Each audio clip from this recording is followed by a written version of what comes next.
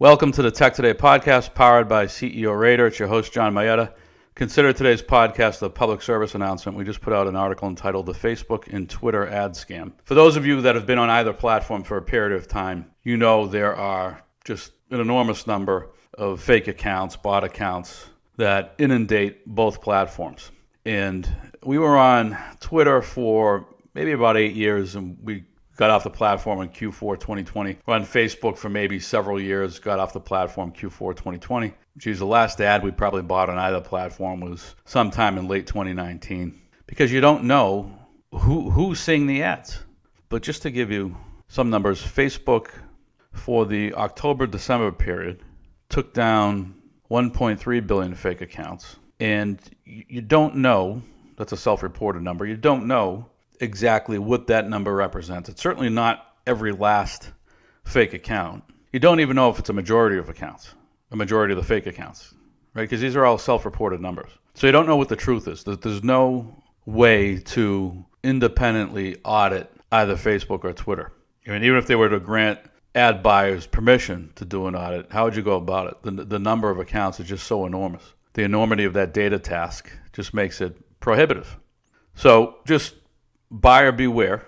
As I said, we stopped buying ads a couple of years ago because you don't know what you're getting.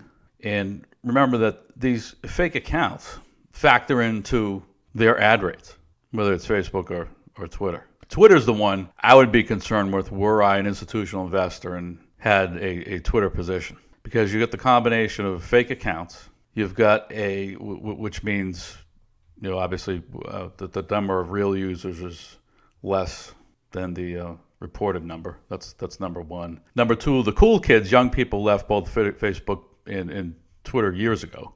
So it's not like you're growing a whole new cohort of users among America's youth or the global youth, because they left the platform a long time ago.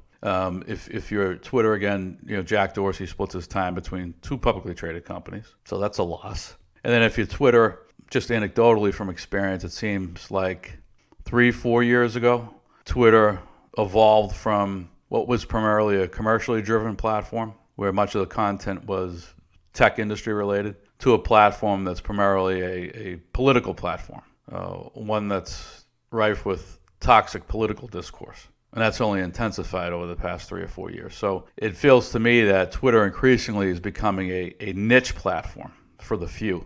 And so I just think that gets worse over time. It becomes increasingly niche. Why you would want to buy on that platform as an ad buyer or invest in that platform as an institutional investor or a retail investor for that matter is beyond me. That's my piece on the Facebook and Twitter ad scam. That's all for now. See you next time.